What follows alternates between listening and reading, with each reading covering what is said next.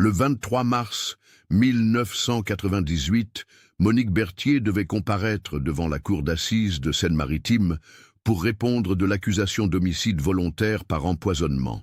Son mari, Henri, était mort 9 mois plus tôt dans d'atroces souffrances, le corps rongé par l'arsenic. Mais ce matin-là, le box des accusés est resté vide.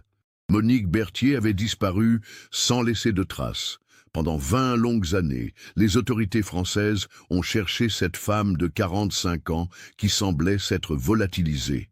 Les enquêteurs ont fouillé chaque recoin de l'Hexagone, interrogé des centaines de témoins, suivi des milliers de pistes. Rien, comme si la terre l'avait engloutie. Puis, en juillet 2018, lors de la démolition de son ancienne maison à Rouen, les ouvriers ont fait une découverte qui allait bouleverser à jamais la perception de cette affaire. Cachée dans les murs depuis 20 ans, une lettre. Une lettre de Monique Berthier elle-même. Ce qu'elle contenait était si troublant, si révélateur que les enquêteurs ont dû rouvrir entièrement le dossier. Car cette lettre ne contenait pas seulement des aveux. Elle révélait une vérité si sombre, si dérangeante, qu'elle remettait en question tout ce que l'on croyait savoir sur cette femme et sur le crime qu'elle avait commis. Mais comment une simple lettre peut-elle changer complètement notre compréhension d'un meurtre? Et surtout, que contenait-elle de si bouleversant pour transformer une empoisonneuse présumée en victime?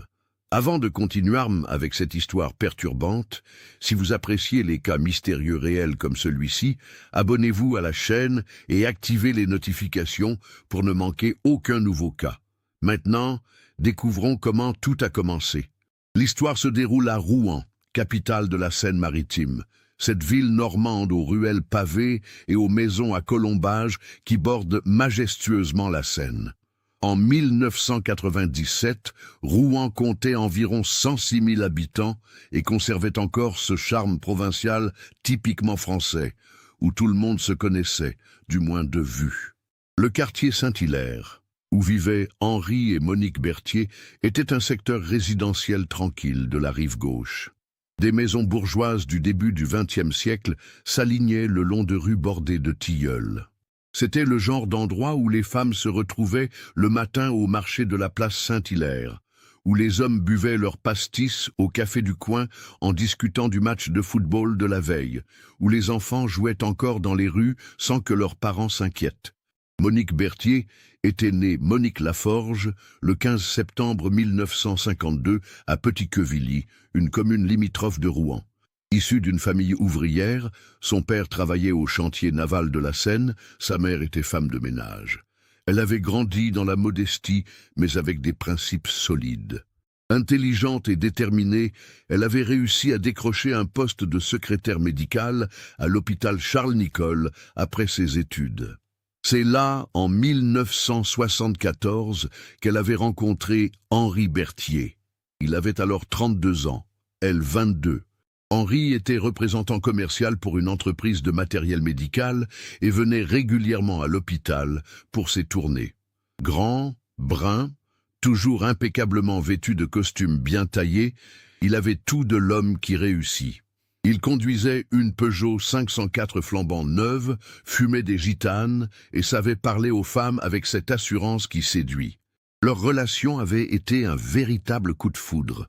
Henri courtisait Monique avec une assiduité remarquable, lui offrant des fleurs tous les vendredis, l'emmenant dîner dans les meilleurs restaurants de Rouen, au Théâtre des Arts pour voir les dernières pièces.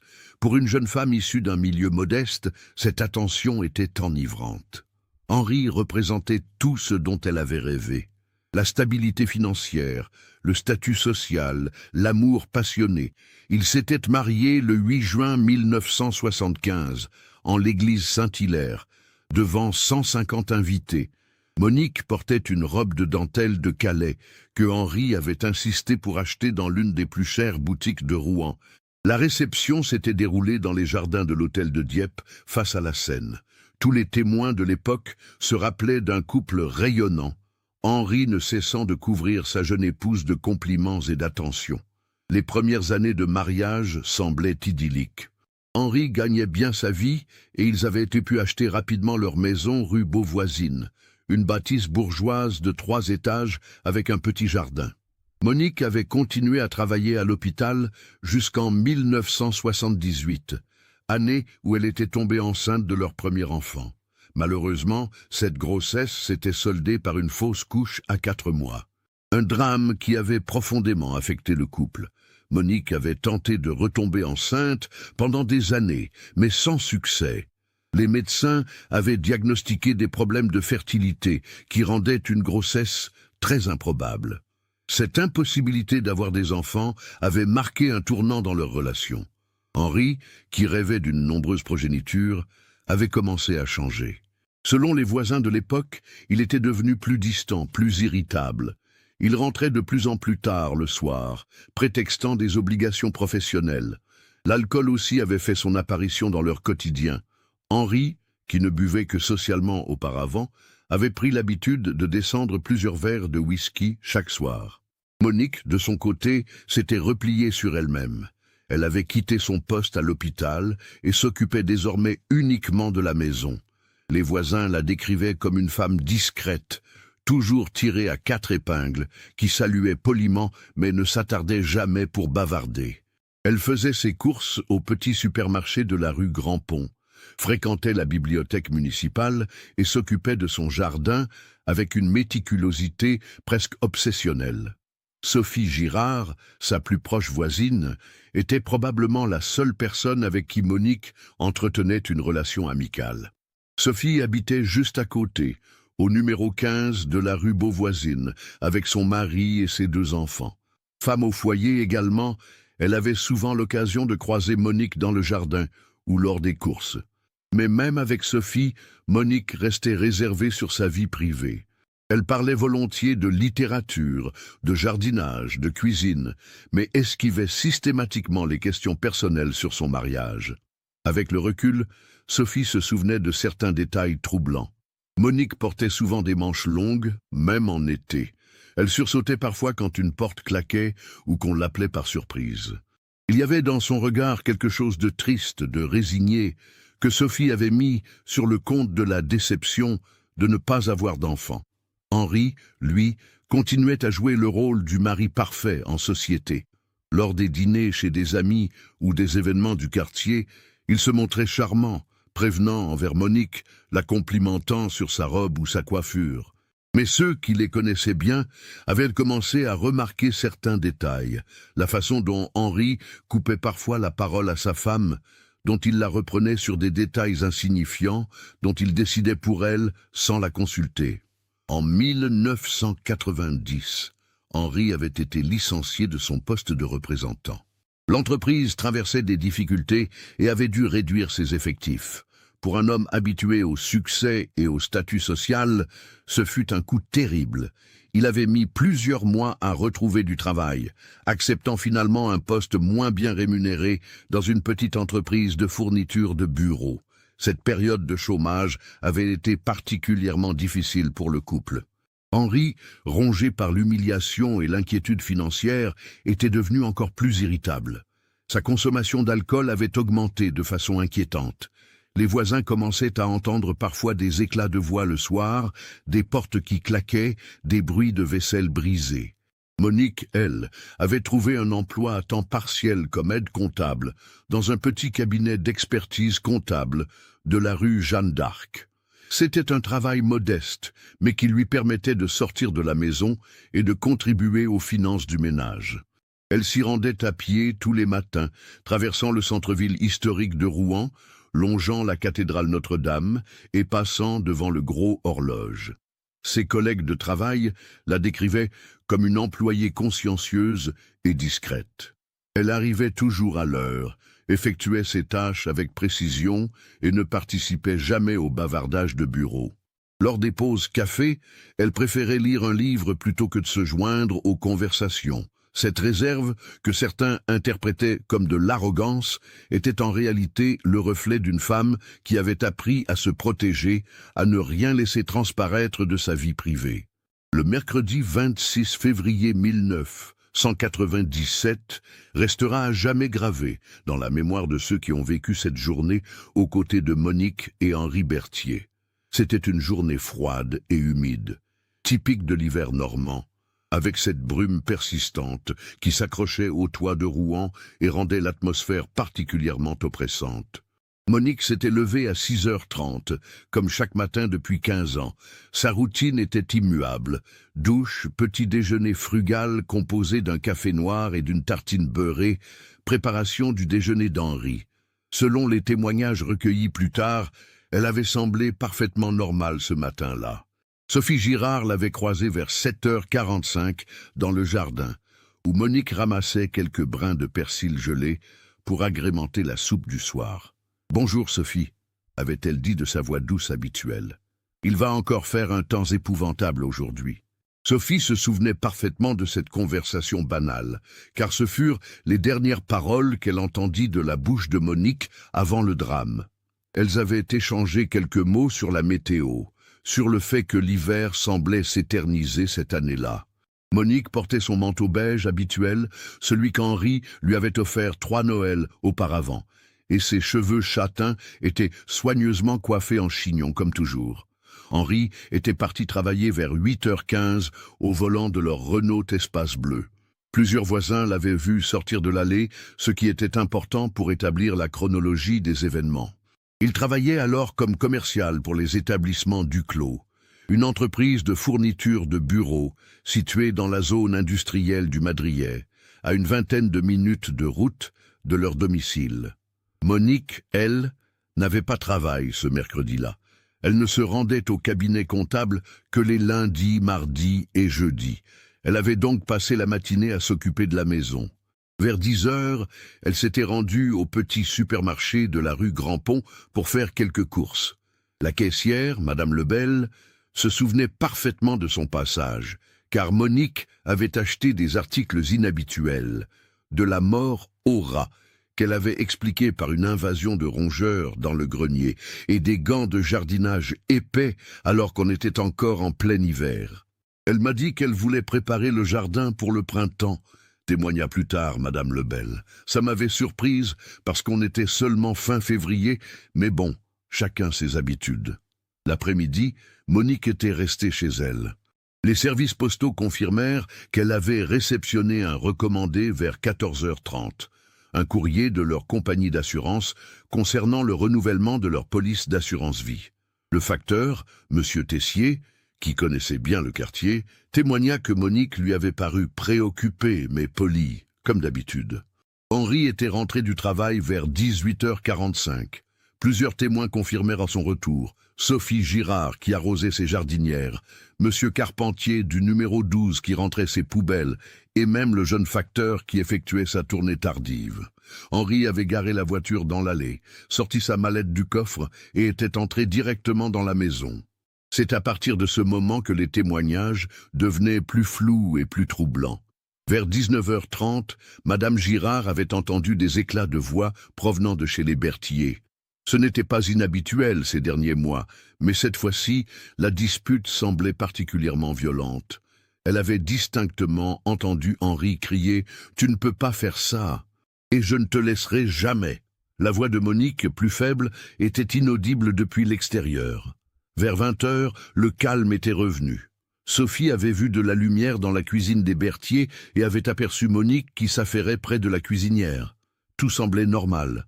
Henri, lui, était probablement dans le salon car la télévision était allumée et on entendait le générique du journal de TF1. Le dîner avait dû se dérouler entre 20h et 21h. Plus tard, l'enquête révélerait que Monique avait préparé le plat préféré d'Henri, un bœuf bourguignon accompagné de pommes de terre sautées.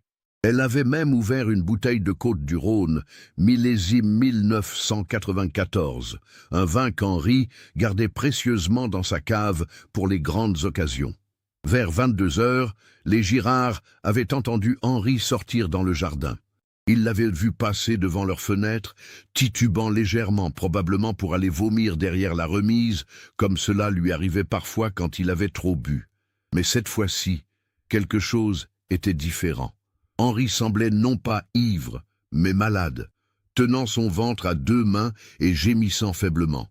Il avait l'air vraiment mal en point, témoigna plus tard Sophie Girard. Pas comme quelqu'un qui a trop bu, plutôt comme quelqu'un qui a mangé quelque chose de mauvais.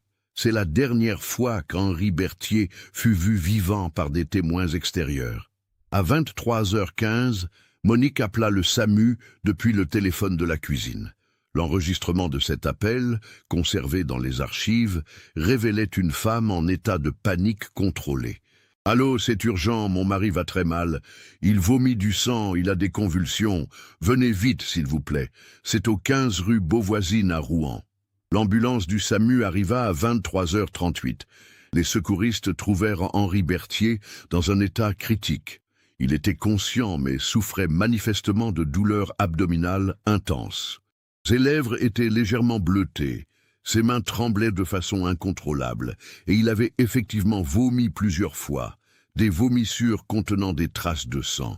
Monique, elle, était dans un état de détresse apparente mais gardait suffisamment de lucidité pour répondre aux questions des secouristes. Elle expliqua qu'Henri s'était plaint de douleurs d'estomac vers 22h, juste après le dîner.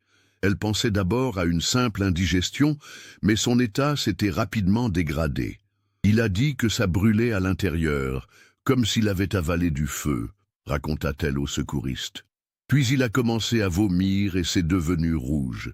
J'ai eu peur et j'ai appelé tout de suite. Henri fut transporté d'urgence à l'hôpital Charles-Nicolle, où Monique avait travaillé 20 ans plus tôt. Elle l'accompagna dans l'ambulance, tenant sa main glacée pendant tout le trajet. Les secouristes notèrent qu'elle répétait sans cesse « Ça va aller, Henri. Tiens bon, je suis là. » À l'hôpital, Henri fut immédiatement pris en charge par l'équipe des urgences dirigée par le docteur Elisabeth Morvan. Son état était préoccupant. Tension artérielle en chute libre, pouls irréguliers, température corporelle anormalement basse. Les premiers examens révélèrent une gastro-entérite hémorragique sévère d'origine indéterminée. Monique passa toute la nuit dans la salle d'attente des urgences. Les témoins de cette longue veillée, infirmières, autres familles de patients, la décrivirent comme une femme dévastée mais digne. Elle ne pleurait pas, ne criait pas, mais restait assise bien droite sur sa chaise en plastique, les mains croisées sur ses genoux, fixant la porte des soins intensifs. Vers 5 heures du matin, le docteur Morvan vint la voir avec une expression grave. L'état d'Henri continuait à se dégrader malgré tous leurs efforts. Ils avaient réussi à stabiliser momentanément sa tension et à stopper les hémorragies internes, mais quelque chose d'anormal se passait dans son organisme. Les analyses sanguines montraient des valeurs inquiétantes qu'il n'arrivait pas à expliquer. « Madame Berthier, » dit le médecin avec douceur, « nous faisons tout notre possible, mais je dois être honnête avec vous. Votre mari est dans un état très grave. Nous ne comprenons pas encore exactement ce qui lui arrive. » Monique hocha la tête en silence. Puis, d'une voix à peine audible, elle demanda « Est-ce qu'il souffre ?» Henri Berthier mourut le jeudi 27 février 1987 à 11h42 du matin, après 18 heures d'agonie. Sa mort fut brutale et inattendue pour un homme de 55 ans, en apparente bonne santé. Les médecins, perplexes devant cette évolution foudroyante, décidèrent d'ordonner une autopsie pour déterminer les causes exactes du décès. Quand on annonça la nouvelle à Monique, elle s'effondra enfin. Après des heures de retenue stoïque, elle éclata en sanglots convulsifs qui durèrent près d'une demi-heure. Les infirmières durent lui administrer un calmant, tant sa détresse semblait profonde et authentique. Les résultats de l'autopsie d'Henri Berthier tombèrent comme un couperet 3 semaines après sa mort. Le rapport du docteur Antoine Leblanc, médecin légiste expérimenté du CHU de Rouen, était sans appel. Henri avait été empoisonné à l'arsenic. La concentration trouvée dans ses organes était massive, bien au-delà de ce qui pouvait résulter d'une exposition accidentelle ou environnementale. L'arsenic avait été administré de façon répétée sur une période d'environ 2 mois, ce qui expliquait la détérioration progressive de la santé d'Henri ces derniers temps.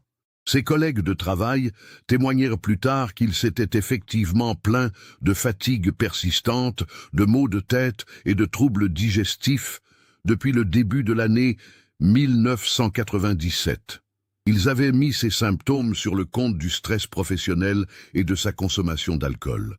Le procureur de la République, maître Jean-Claude Vermeil, ordonna immédiatement l'ouverture d'une information judiciaire pour homicide volontaire.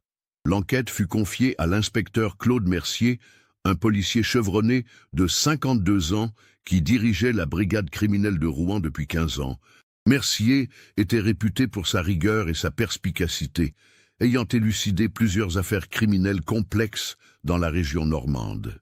Dès les premiers jours de l'enquête, tous les regards se tournèrent naturellement vers Monique Berthier. Statistiquement, dans les cas d'empoisonnement conjugal, l'épouse était le suspect privilégié dans 85% des cas.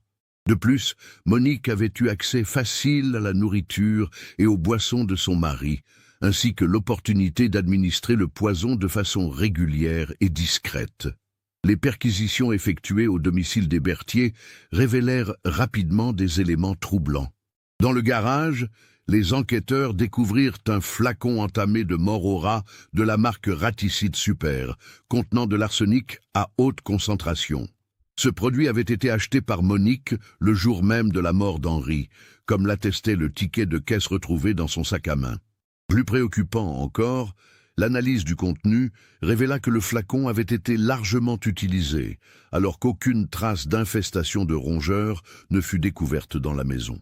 L'inspecteur Mercier interrogea longuement Monique à plusieurs reprises durant le mois de mars 1997. Ces interrogatoires, qui se déroulaient dans les locaux austères du commissariat central de Rouen rue Bourg-l'Abbé, révélaient une femme apparemment sincère, mais dont les déclarations présentaient certaines incohérences. Monique maintint fermement sa version des faits. Elle avait acheté le raticide parce qu'elle avait effectivement entendu des bruits dans le grenier et pensait à une invasion de rats. Elle n'avait jamais utilisé ce produit et ignorait comment l'arsenic avait pu se retrouver dans l'organisme de son mari. Concernant leur relation conjugale, elle la décrivait comme normale avec les hauts et les bas de tous les couples mariés depuis plus de 20 ans. Cependant, les enquêteurs découvrirent progressivement une réalité plus complexe. Les voisins, interrogés un à un, brossèrent le portrait d'un couple en difficulté. Madame Girard révéla qu'elle entendait régulièrement des disputes le soir, parfois très violentes. Monsieur Carpentier témoigna avoir vu Henri, ivre, frapper violemment contre la porte d'entrée une nuit de janvier, réveillant tout le quartier avec ses cris. Plus troublante encore, le docteur Lemoine, médecin traitant de Monique depuis 15 ans, révéla sous le sceau du secret médical levé par la justice qu'il avait soigné Monique pour plusieurs blessures suspectes au cours des années précédentes. Fracture du poignet en 1993 qu'elle attribuait à une chute dans l'escalier, hématomes importants sur les bras en 1995 expliqués par une collision avec une porte, côte fêlée en 1996 suite à une prétendue chute de vélo. J'avais mes soupçons, admit le docteur Lemoine lors de son témoignage. Mais Madame Berthier niait catégoriquement toute violence conjugale. Elle était très convaincante dans ses explications alternatives, et je n'avais aucune preuve formelle. L'enquête révéla également qu'Henri avait souscrit une importante assurance vie de 500 000 francs 6 mois avant sa mort, désignant Monique comme unique bénéficiaire. Cette police d'assurance, contractée auprès des Assurances Générales de France, représentait une somme considérable pour l'époque, soit environ 76 000 € actuels. Maître Elisabeth Fontaine, l'avocate commise d'office pour défendre Monique, était une femme de 43 ans, diplômée de la faculté de droit de Caen et spécialisée en droit pénal depuis 15 ans. Brillante plaideur, elle avait déjà défendu plusieurs affaires criminelles complexes en Normandie. Dès leur première rencontre, elle fut frappée par la personnalité de sa cliente. Monique Berthier était une énigme, se souvenait Maître Fontaine des années plus tard. Elle paraissait sincèrement affligée par la mort de son mari, mais il y avait quelque chose de retenu dans son attitude, comme si elle cachait quelque chose d'important. Pas forcément sa culpabilité, mais un secret profond. Pendant les 8 mois que dura l'instruction, Monique vécut un véritable calvaire. Les médias locaux s'emparèrent de l'affaire, la baptisant « l'empoisonneuse de Rouen ». Paris-Normandie titrait « Une épouse modèle accusée de meurtre ». tandis que Le Havre Libre évoquait le crime parfait qui a mal tourné. La presse nationale aussi s'intéressa au cas, France Soir, publiant un long article intitulé « Dans la tête d'une meurtrière présumée ». Cette médiatisation transforma la vie de Monique en enfer. Dans les rues de Rouen, elle était reconnue et pointée du doigt. Au supermarché, les conversations s'arrêtaient sur son passage.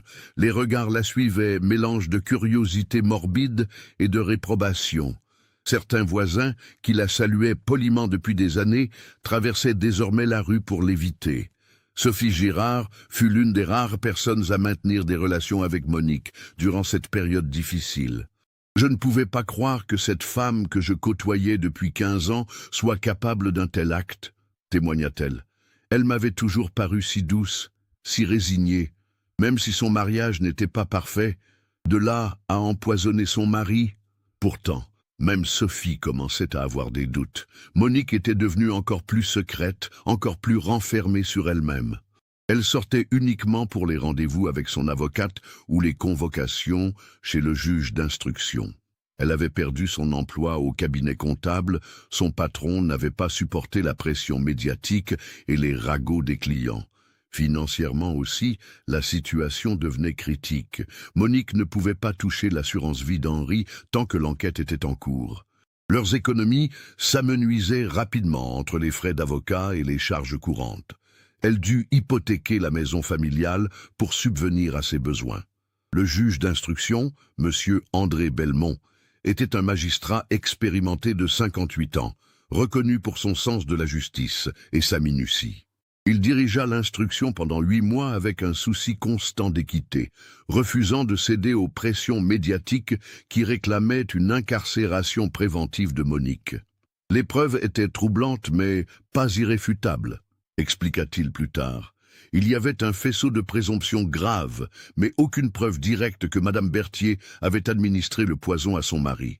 J'ai préféré la laisser en liberté sous contrôle judiciaire. Ce contrôle judiciaire interdisait à Monique de quitter le département de Seine-Maritime et l'obligeait à pointer 2 fois par semaine au commissariat.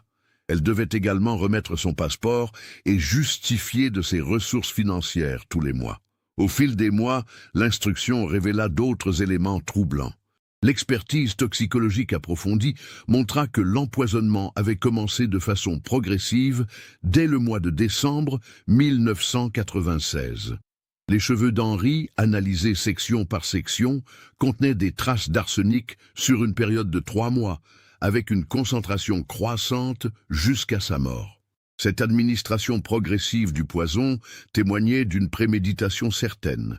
Il ne s'agissait pas d'un geste impulsif, mais d'un empoisonnement méthodique, calculé, étalé sur plusieurs mois. Cette découverte renforça considérablement les soupçons pesant sur Monique. L'enquête de voisinage révéla également que Monique s'était documentée sur l'arsenic plusieurs mois avant la mort d'Henri.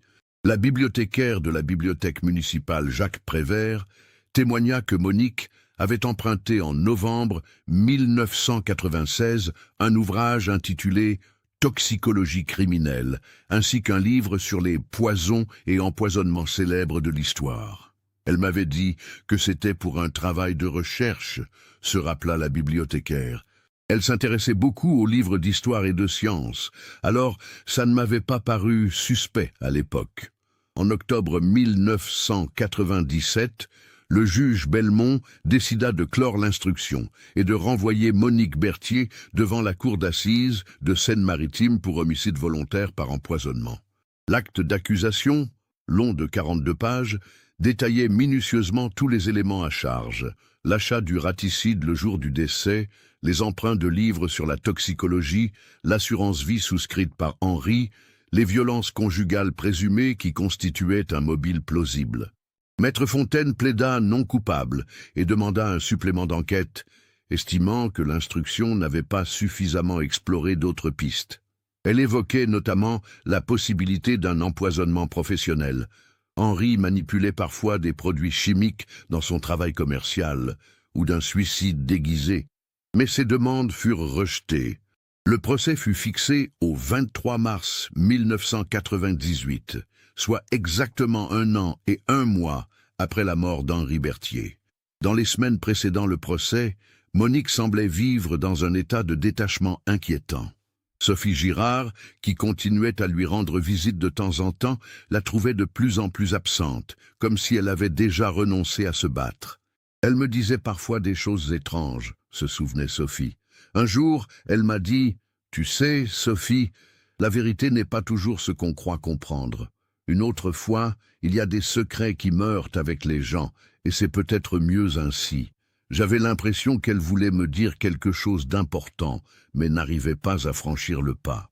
La veille du procès, le 22 mars 1998, Monique eut un long entretien téléphonique avec Maître Fontaine. Selon l'avocate, sa cliente paraissait résignée mais étrangement sereine. Elle m'a dit « Maître, vous avez fait tout votre possible. Quoi qu'il arrive demain, je veux que vous sachiez que j'ai une immense reconnaissance pour votre dévouement. » J'ai trouvé ces paroles prémonitoires, comme si elle savait déjà qu'elle ne serait pas présente au procès. Cette nuit-là fut probablement la dernière que Monique Berthier passa rue Beauvoisine. Aux premières heures du matin du 23 mars, quand les gendarmes vinrent la chercher pour la conduire au palais de justice, ils trouvèrent la maison vide. Monique Berthier avait disparu. 20 années s'écoulèrent sans qu'aucune trace de Monique Berthier ne soit découverte. L'enquête pour retrouver la fugitive avait mobilisé des moyens considérables pendant les premiers mois. Son signalement avait été diffusé dans toute l'Europe via le système d'information Schengen. Les gares, les aéroports, les postes frontières étaient surveillés. Des affiches avec sa photo circulaient dans tous les commissariats de France.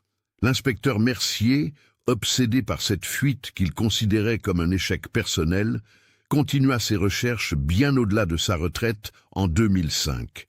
Il était persuadé que Monique n'avait pas pu s'évaporer ainsi sans aide extérieure. Ses investigations le menèrent vers diverses pistes. Filière d'immigration clandestine, fausses identités, réseau d'entraide pour femmes battues. Une femme de 45 ans, sans ressources importantes, sans réseau international, ne disparaît pas ainsi par magie, répétait-il souvent. Quelqu'un l'a aidé, et un jour nous découvrirons qui. Mais les années passèrent, sans révélation. Le dossier Berthier rejoignit progressivement les archives des affaires non résolues. Seuls quelques journalistes continuaient parfois à évoquer cette mystérieuse disparition lors d'anniversaires ou de rétrospectives sur les crimes non élucidés de Normandie. La maison de la rue Beauvoisine était restée inoccupée pendant des années. Hypothéquée par Monique pour payer ses frais de défense, elle avait été saisie par la banque après sa disparition. Plusieurs acquéreurs potentiels s'étaient montrés intéressés, mais l'affaire criminelle avait dissuadé la plupart. La demeure était devenue dans l'imaginaire local la maison de l'empoisonneuse, un lieu chargé d'une aura sinistre que même les plus hardis évitaient.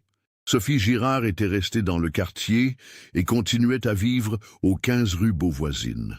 Désormais âgée de 72 ans, elle était devenue la mémoire vivante de cette affaire qui avait marqué sa jeunesse.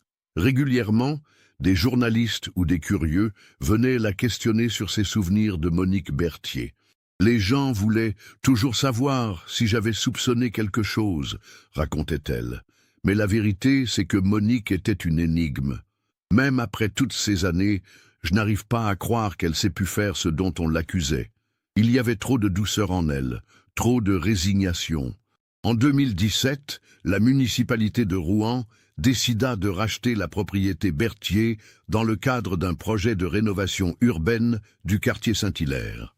Le plan prévoyait la démolition de plusieurs vieilles bâtisses pour construire un ensemble de logements sociaux modernes. La maison Berthier, malgré son histoire tragique, était incluse dans ce programme de réaménagement. Les travaux de démolition furent confiés à l'entreprise Vasseur Démolition, une société familiale implantée à Rouen depuis 3 générations. Jean-Luc Vasseur, 54 ans, dirigeait cette entreprise avec son fils Julien. Ils avaient déjà participé à de nombreux chantiers de rénovation urbaine dans l'agglomération rouennaise.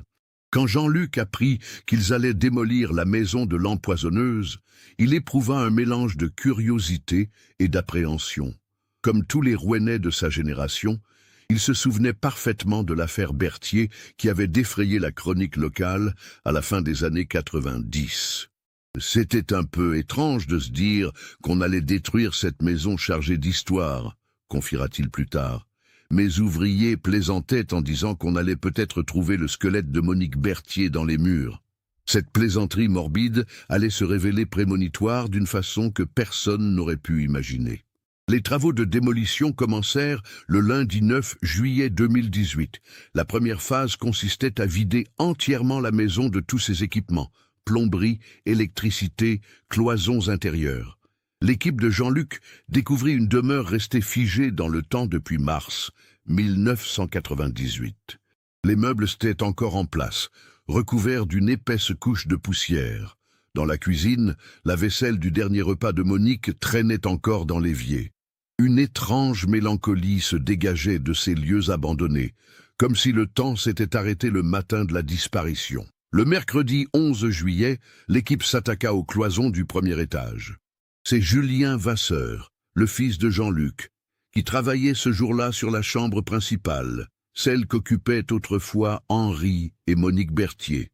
Armé d'un marteau-piqueur, il démolissait méthodiquement la cloison qui séparait la chambre du petit bureau attenant.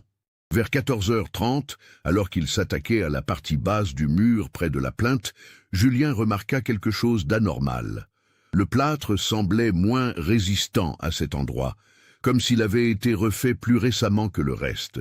Intrigué, il arrêta son marteau-piqueur et examina attentivement cette section du mur. « Papa, viens voir ça !» cria-t-il à son père qui travaillait dans la pièce voisine. Jean-Luc accourut et constata lui aussi l'anomalie. Cette partie du mur d'environ 50 cm sur 30 présentait effectivement une couleur légèrement différente et une texture qui trahissait une réparation postérieure à la construction originale. Avec précaution, ils dégagèrent le plâtre de cette section. Derrière, au lieu de trouver le mur porteur habituel, ils découvrirent une cavité artificielle creusée dans l'épaisseur de la cloison. Et dans cette cache, soigneusement protégée par un plastique transparent, se trouvait un objet qui allait bouleverser à jamais l'histoire de l'affaire Berthier. Une enveloppe blanche sur laquelle était écrit d'une écriture féminine soignée « À celui qui trouvera cette lettre ». Jean-Luc et Julien se regardèrent, saisis par l'importance de leur découverte. Ils comprirent immédiatement qu'ils tenaient entre leurs mains un élément qui pourrait éclairer d'un jour nouveau cette affaire vieille de 20 ans. Sans toucher davantage à l'enveloppe, Jean-Luc appela immédiatement le commissariat de Rouen. À 15h45, une équipe de police technique et scientifique dirigée par le commissaire Patrick Durand se rendit sur les lieux pour procéder aux constatations d'usage. L'enveloppe fut extraite de sa cache avec toutes les précautions nécessaires pour préserver d'éventuelles traces ADN ou empreintes digitales. Elle était remarquablement bien conservée, le plastique ayant protégé le papier de l'humidité et des insectes pendant 20 années.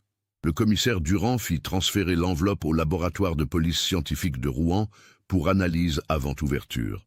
Les premiers examens révélèrent qu'elle contenait plusieurs feuillets de papier, probablement une lettre manuscrite d'une dizaine de pages. L'écriture de l'adresse correspondait aux échantillons graphologiques de Monique Berthier conservés dans le dossier d'instruction. Il ne faisait aucun doute que cette enveloppe avait été cachée par la fugitive elle-même, probablement dans les jours précédant sa disparition. La nouvelle de cette découverte extraordinaire se répandit rapidement dans Rouen, puis dans toute la France. Les médias nationaux dépêchèrent immédiatement des équipes sur place. 20 ans après, une lettre de l'empoisonneuse présumée, titrait Le Figaro. Le mystère Berthier rebondit, annonçait France 2 dans son journal télévisé. Sophie Girard, maintenant âgée de 72 ans, fut assaillie de demandes d'interview. « Je savais qu'elle avait quelque chose d'important à dire », déclarait-elle aux journalistes. Monique n'était pas partie comme ça, sans rien laisser. Elle était trop réfléchie, trop méticuleuse pour disparaître sans explication. Le procureur de la République de Rouen, maître Caroline Petit, ordonna la réouverture du dossier et la constitution d'une commission rogatoire spéciale pour examiner le contenu de la lettre.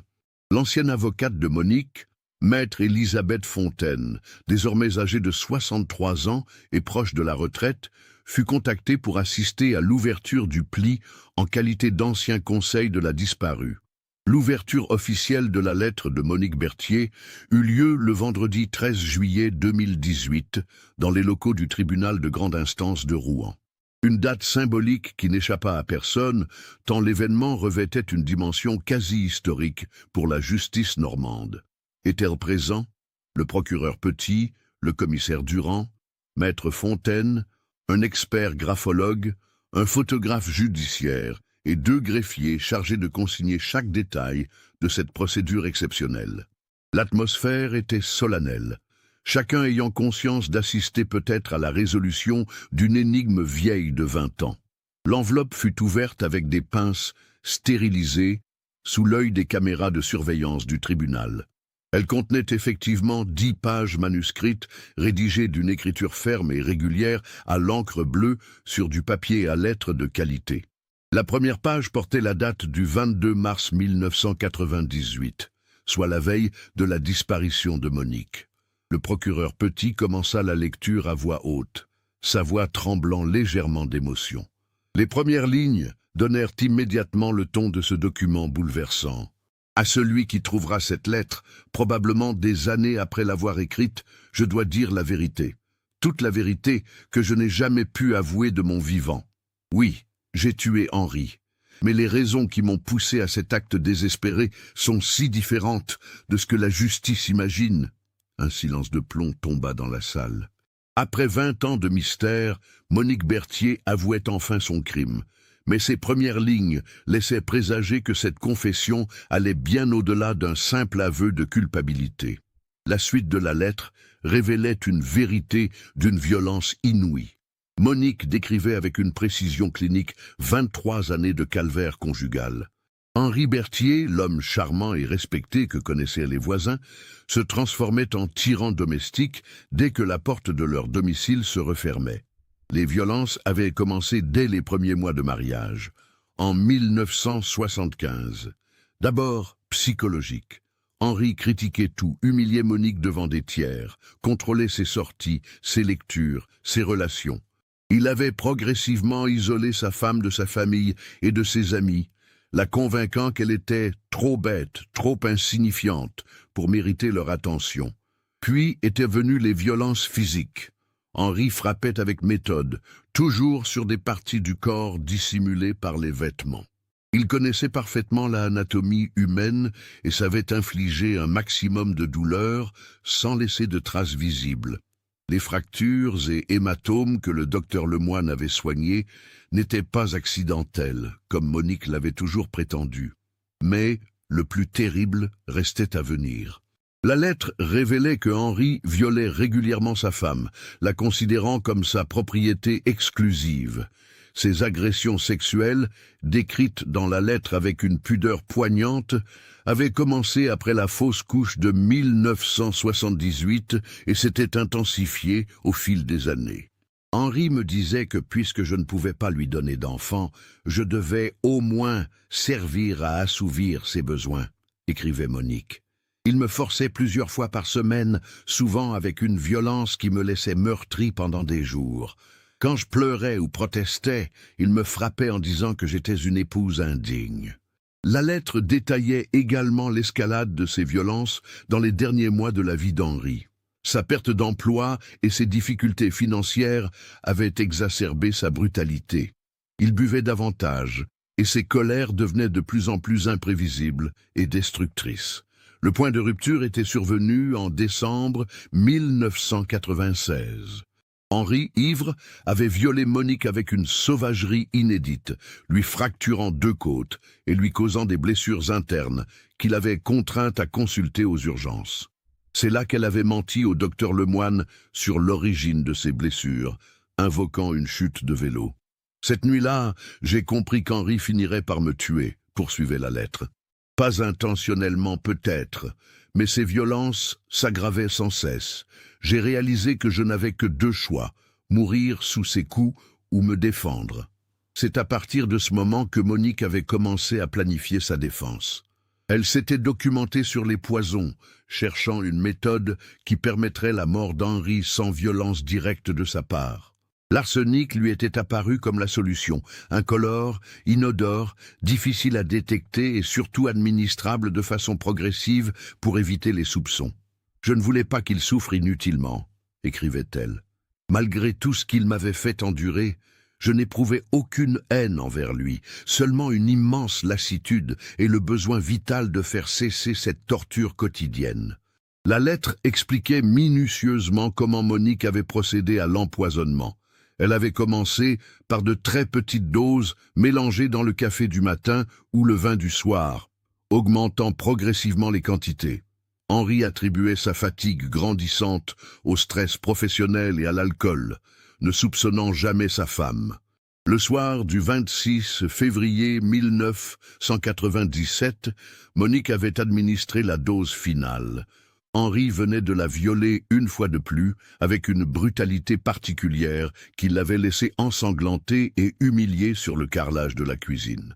Pendant qu'il regardait la télévision, satisfait de son forfait, elle avait versé une dose massive d'arsenic dans son bœuf bourguignon. « Je savais que c'était la fin », écrivait-elle. « Pour lui et probablement pour moi aussi, mais j'avais atteint mes limites. Je ne pouvais plus supporter une seule nuit de plus de cette torture. » La lettre décrivait également les heures qui avaient suivi la mort d'Henri. Contrairement à ce que pensaient les enquêteurs, Monique n'avait éprouvé aucun soulagement, seulement une immense tristesse. Elle pleurait autant sur l'homme qu'Henri avait été au début de leur relation, que sur la femme brisée qu'elle était devenue. Les larmes que les infirmières ont vues à l'hôpital étaient sincères, précisait-elle. Je pleurais la mort de notre amour, la mort de mes illusions, la mort de la femme que j'avais été avant de devenir sa victime. Plus troublante encore, la lettre révélait que Monique avait plusieurs fois tenté de quitter Henri au cours des années précédentes. Mais chaque tentative s'était soldée par un échec. Henri la retrouvait toujours, usant de son charme pour la convaincre de revenir, puis la punissait sauvagement pour sa trahison. En 1993, elle s'était réfugiée chez sa sœur à Dieppe. Henri avait débarqué 3 jours plus tard avec des fleurs et des excuses, promettant de changer. Devant la famille de Monique, il jouait le mari repentant et désemparé. Monique était revenue, et les violences avaient repris de plus belle dès le lendemain. Il me disait que si je le quittais définitivement, il me retrouverait et me tuerait, écrivait-elle. Je le croyais, car j'avais vu de quoi il était capable. Henri connaissait des gens peu recommandables dans son travail commercial. Il avait des contacts qui auraient pu m'aider à disparaître définitivement. La lettre expliquait aussi pourquoi Monique n'avait jamais porté plainte pour violence conjugale. En 1997, les mentalités n'étaient pas les mêmes qu'aujourd'hui. Les femmes battues étaient souvent mal comprises, parfois même blâmées. Henri jouissait d'une excellente réputation dans le quartier, et Monique craignait de ne pas être crue. Qui aurait cru qu'Henri Berthier, si charmant, si respecté, était un monstre domestique, questionnait-elle dans sa lettre. J'aurais eu l'air d'une femme hystérique cherchant à détruire la réputation d'un homme honorable.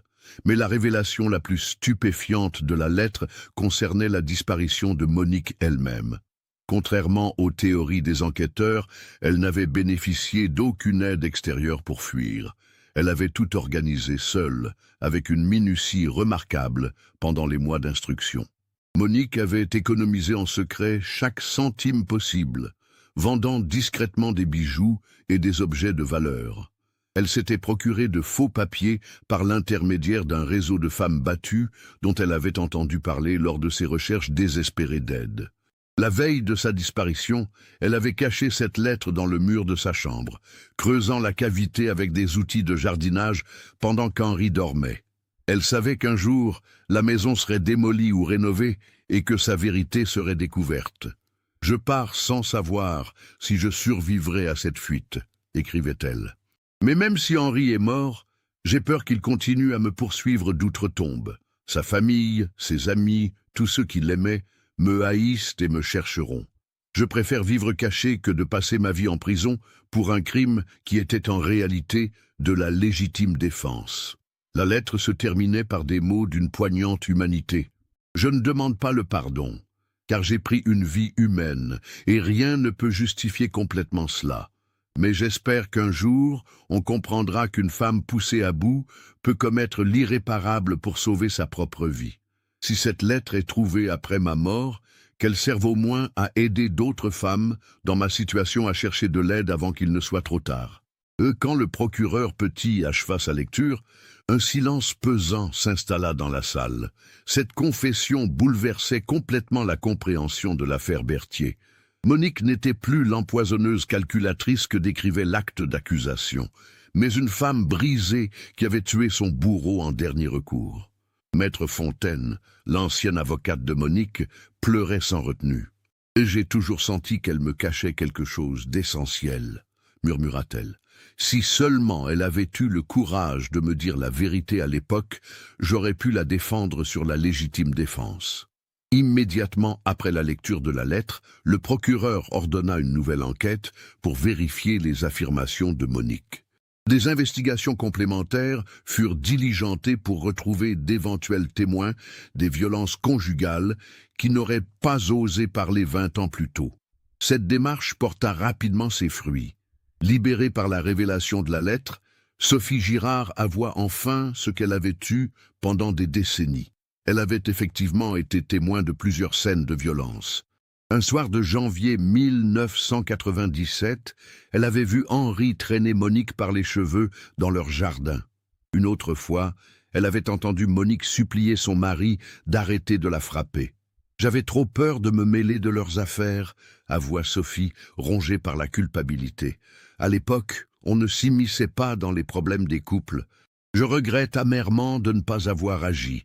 Peut-être que si j'avais témoigné, d'autres témoignages émergèrent. Le docteur Lemoine reconnut qu'il avait toujours eu des soupçons sur l'origine des blessures de Monique, mais qu'il n'avait jamais insisté, respectant le secret médical et les dénégations de sa patiente. Un ancien collègue d'Henri révéla également des détails troublants. Henri se vantait parfois de tenir sa femme d'une main de fer et racontait des blagues déplacées sur la correction qu'il administrait à son épouse quand elle dépassait les bornes. Ces témoignages tardifs validaient point par point les affirmations contenues dans la lettre de Monique. L'enquête révéla également que Henri avait consulté un avocat spécialisé en droit matrimonial quelques semaines avant sa mort, se renseignant sur les procédures de divorce et la répartition des biens en cas de séparation. Cette découverte suggérait qu'Henri envisageait peut-être de quitter Monique, ce qui aurait pu expliquer l'intensification des violences dans les derniers mois. Un homme violent qui sent sa victime lui échapper devient souvent encore plus dangereux. Le 23 juillet 2018, soit exactement 10 jours après la découverte de la lettre, une nouvelle révélation allait définitivement changer la perception de l'affaire Berthier. Les recherches approfondies menées par l'équipe du commissaire Durand avaient permis de reconstituer partiellement le parcours de Monique après sa disparition. Grâce aux nouvelles techniques d'investigation informatique, les enquêteurs avaient réussi à identifier l'identité d'emprunt utilisée par Monique. Marie-Claire Lavigne, née le 15 septembre 1952 à Petit-Quevilly, les mêmes dates et lieux de naissance que Monique Berthier. Cette identité factice avait été créée avec une sophistication remarquable. Les faux papiers étaient de qualité professionnelle, probablement fournis par un réseau spécialisé dans l'aide aux femmes victimes de violences conjugales. Cette filière, découverte fortuitement lors de l'enquête, opérait depuis les années 90 et avait aidé des centaines de femmes à échapper à leurs bourreaux. En remontant la trace de Marie-Claire Lavigne, les enquêteurs découvrirent qu'elle avait vécu les 20 dernières années à Angers, dans un petit appartement de la rue Saint-Aubin. Elle travaillait comme aide ménagère dans plusieurs maisons bourgeoises de la ville, gagnant modestement sa vie sous cette identité d'emprunt. Les témoignages de ses employeurs dressaient le portrait d'une femme discrète, ponctuelle et consciencieuse. Marie-Claire était d'une discrétion remarquable, témoigna Madame Duchemin, chez qui elle travaillait depuis 15 ans. Elle ne parlait jamais de son passé et de sa famille. Je savais qu'elle était veuve, mais elle évitait toujours les questions personnelles. Cette réserve extrême cachait en réalité la peur constante d'être découverte. Monique avait vécu pendant 20 ans dans l'angoisse permanente d'être reconnue et arrêtée. Elle ne sortait que pour travailler et faire ses courses essentielles, évitant soigneusement tout ce qui aurait pu attirer l'attention sur elle. Mais la révélation la plus bouleversante était encore à venir. Les registres de l'état civil d'Angers révélèrent que Marie-Claire Lavigne était décédée le 12 octobre 2010 à l'hôpital d'Angers, des suites d'un cancer du pancréas diagnostiqué 3 mois plus tôt.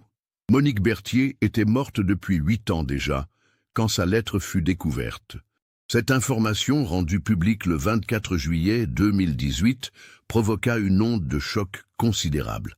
La femme que la justice française recherchait depuis 20 ans était décédée dans l'anonymat le plus complet, emportant ses secrets dans la tombe. Les dossiers médicaux de l'hôpital d'Angers, consultés avec l'autorisation des autorités judiciaires, révélèrent les derniers mois tragiques de Monique.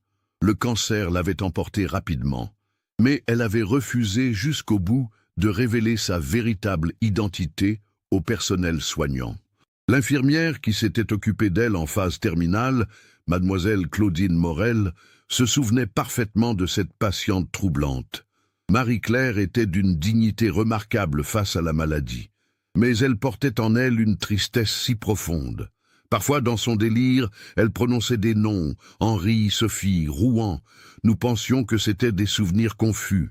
Ces souvenirs confus étaient en réalité les derniers liens de Monique avec sa vraie vie, celle qu'elle avait fuie 20 ans plus tôt.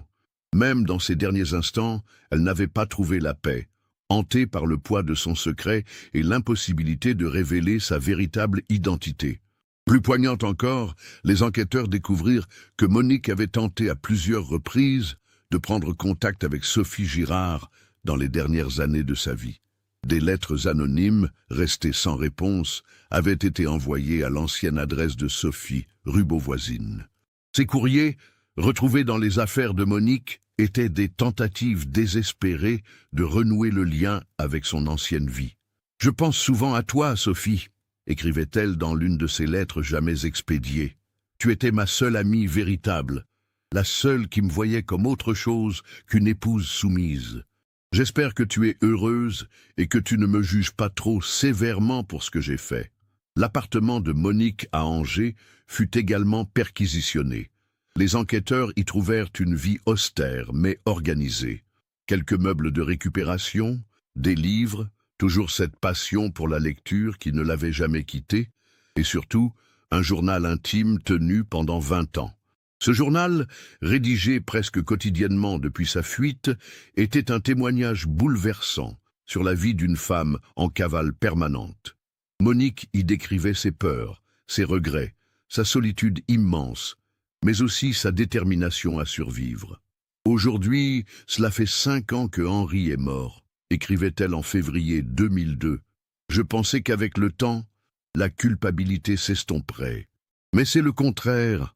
Chaque jour qui passe me rappelle que j'ai pris une vie, même si c'était pour sauver la mienne. » Plus loin, en juillet 2005, j'ai vu aux informations que l'inspecteur Mercier a pris sa retraite. Il a passé 7 ans à me chercher. Je me demande s'il pense encore à moi, s'il se doute que je suis encore vivante. Parfois j'aimerais lui envoyer une lettre pour lui dire que je ne suis pas un monstre, juste une femme qui n'avait plus le choix. Le journal révélait aussi que Monique avait suivi de loin l'évolution de la société française concernant les violences conjugales. Elle notait avec amertume que les mentalités changeaient, que les femmes battues étaient mieux comprises et aidées, mais que pour elle, il était trop tard. « Si j'avais eu aujourd'hui les structures d'aide qui existent maintenant, peut-être que tout se serait passé différemment », écrivait-elle en 2008. « Peut-être qu'Henri aurait pu être soigné, aidé à changer. Peut-être que nous aurions pu nous séparer civilement. Tant de peut-être qui ne changent rien au fait que je suis une meurtrière. » Les dernières pages du journal, datées de septembre 2010, soit 1 mois avant sa mort, étaient particulièrement poignantes. Monique savait qu'elle allait mourir et s'interrogeait sur le sens de sa vie clandestine. « Le cancer va m'emporter bientôt. 20 ans de fuite pour finir seul dans un lit d'hôpital, sans personne pour me tenir la main, mais je ne regrette rien. Ces 20 années de liberté, même imparfaites, valaient mieux qu'une seule nuit de plus avec Henri. J'ai vécu selon mes propres termes, et c'est déjà beaucoup. La découverte de ce journal compléta définitivement le portrait de Monique Berthier. Loin de l'empoisonneuse calculatrice décrite par les médias en 1998, elle apparaissait désormais comme une femme brisée qui avait payé très cher sa liberté retrouvée. La révélation du décès de Monique Berthier marqua un tournant décisif dans la perception de cette affaire qui avait marqué la justice française. Le procureur Caroline Petit ordonna la clôture définitive du dossier le 30 juillet 2018, non-lieu pour cause de décès de la prévenue. Mais au-delà des aspects purement juridiques, cette découverte provoqua une prise de conscience nationale sur la question des violences conjugales. L'histoire de Monique Berthier devint un cas d'école étudié dans les facultés de droit, les écoles de police et les formations d'assistantes sociales. Maître Elisabeth Fontaine, profondément marquée par cette révélation tardive, décida de consacrer ses dernières années d'exercice à la défense des femmes victimes de violences conjugales. L'affaire Berthier m'a appris que derrière chaque crime, il peut y avoir une histoire humaine complexe que la justice ne saisit pas toujours, expliquait-elle lors de conférences sur le sujet. Elle créa en 2019 la Fondation Monique Berthier, une association d'aide aux femmes victimes de violences conjugales. Cette fondation, financée notamment par l'assurance vie d'Henri que Monique n'avait jamais pu toucher, offrait un accompagnement juridique et psychologique aux femmes en détresse. Sophie Girard, maintenant âgée de 73 ans, fut profondément bouleversée d'apprendre que son ancienne voisine était morte 8 ans plus tôt. « Si j'avais su qu'elle tentait de reprendre contact avec moi, j'aurais tout fait pour l'aider », déclarait-elle, les larmes aux yeux. Monique est morte seule alors qu'elle aurait dû être entourée et soutenue. Sophie décida de témoigner publiquement de son expérience pour sensibiliser les voisins et l'entourage aux signes de violence conjugale. Nous savons tous, au fond de nous, quand quelque chose ne va pas chez nos voisins, expliquait-elle lors d'une interview télévisée. Mais nous préférons fermer les yeux par confort. Si j'avais eu le courage de parler à l'époque, peut-être que Monique aurait pu être aidée avant qu'il ne soit trop tard. L'inspecteur Mercier, maintenant âgé de 73 ans et retraité depuis 13 ans, accepta exceptionnellement de s'exprimer sur cette affaire qui avait marqué sa carrière. « J'ai passé des années à traquer une femme que je considérais comme une criminelle en fuite », confessa-t-il. « Aujourd'hui, je comprends que j'aurais dû chercher une victime qui tentait de survivre. Cette affaire m'a appris l'humilité. » Il reconnut que les méthodes d'investigation de l'époque ne prenaient pas suffisamment en compte la problématique des violences conjugales. Nous étions formés pour traquer les criminels, pas pour comprendre les victimes qui devenaient criminelles par désespoir, analysait-il rétrospectivement. La maison de la rue Beauvoisine, dont la démolition avait été interrompue après la découverte de la lettre, fut finalement rasée en septembre 2018. À la place, fut érigé un petit jardin public baptisé Jardin Monique Berthier, en mémoire de cette femme qui avait payé si cher sa liberté. Une plaque commémorative y fut installée avec cette inscription: « À la mémoire de toutes les femmes victimes de violences conjugales qui n'ont pas trouvé d'autre issue que l'irréparable. Que leur sacrifice ne soit pas vain. » Ce jardin devint rapidement un lieu de recueillement pour les femmes en difficulté et leurs proches. Chaque année, le 25 novembre, journée internationale pour l'élimination de la violence à l'égard des femmes, une cérémonie y est organisée en mémoire de Monique Berthier et de toutes les victimes de violences conjugales. L'affaire eut également des répercussions importantes sur l'évolution de la jurisprudence française concernant la légitime défense dans les cas de violences conjugales. Plusieurs arrêts de la Cour de cassation citèrent désormais l'affaire Berthier, pour reconnaître que des violences répétées pouvaient justifier un acte de défense, même en l'absence de légitime défense immédiate. Le docteur Antoine Leblanc, le médecin légiste qui avait effectué l'autopsie d'Henri en 1997, reconnut que sa conclusion d'époque était incomplète. Nous nous étions concentrés sur les aspects toxicologique sans nous interroger sur le contexte humain, admettait-il. Aujourd'hui, les médecins légistes sont formés pour détecter les signes de violence conjugale, même post-mortem. Cette affaire contribua également à faire évoluer les formations des professionnels de santé. Le syndrome de Monique Berthier entra dans la littérature médicale pour désigner ces femmes qui, victimes de violences répétées, finissent par commettre l'irréparable par instinct de survie. En 2020, soit 2 ans après la découverte de la lettre, un livre fut publié sur cette affaire par la journaliste d'investigation Marie-Hélène Dupont, intitulé « La vérité de Monique ». 20 ans de silence brisé. Cet ouvrage reconstitua minutieusement le parcours de cette femme ordinaire, devenue malgré elle une figure emblématique de la lutte contre les violences conjugales. Ce livre rencontra un succès considérable et contribua encore davantage à sensibiliser l'opinion publique. Il fut adapté en téléfilm en 2022, avec Isabelle Huppert dans le rôle de Monique Berthier, remportant plusieurs prix lors de festivals internationaux. Aujourd'hui encore, l'affaire Berthier continue d'alimenter les débats sur la justice, la légitime défense et l'accompagnement des femmes victimes de violences. Les étudiants en droit étudient ce cas comme un exemple parfait de la complexité de la justice humaine, où la vérité juridique peut être très différente de la vérité humaine. La lettre de Monique Berthier, conservée aux archives départementales de Seine-Maritime, est devenue un document historique consulté par de nombreux chercheurs en sociologie, en criminologie et en études sur les violences faites aux femmes. Son témoignage posthume continue d'éclairer d'un jour nouveau la compréhension de ces drames intimes qui se jouent derrière les portes closes. 26 ans après la mort d'Henri Berthier et 14 ans après celle de Monique, cette affaire reste dans la mémoire collective française comme le symbole d'une époque où les femmes victimes de violences conjugales n'avaient d'autre recours que le silence ou le désespoir.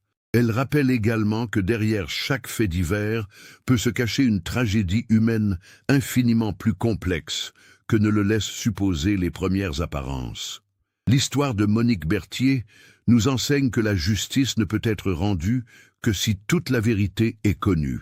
Sa lettre, découverte 20 ans après sa disparition, a permis de rétablir une vérité qui était restée enfouie dans les murs d'une maison de Rouen. Elle nous rappelle aussi que certains crimes ne sont pas des actes de malveillance, mais des gestes désespérés de personnes poussées dans leur dernier retranchement. Ce cas nous montre comment les secrets les plus enfouis peuvent ressurgir des années plus tard et changer complètement notre compréhension des événements. La vérité de Monique Berthier était restée cachée pendant 20 ans dans les murs de sa maison, attendant patiemment d'être découverte. Qu'est-ce que vous pensez de cette histoire? Avez-vous pu percevoir les signes tout au long du récit qui laissaient de présager cette vérité bouleversante? Partagez vos réflexions dans les commentaires. Si vous avez apprécié cette enquête approfondie, n'oubliez pas de vous abonner à la chaîne et d'activer les notifications. Laissez votre like si cette histoire vous a marqué et partagez-la avec quelqu'un qui s'intéresserait aussi à des cas comme celui-ci.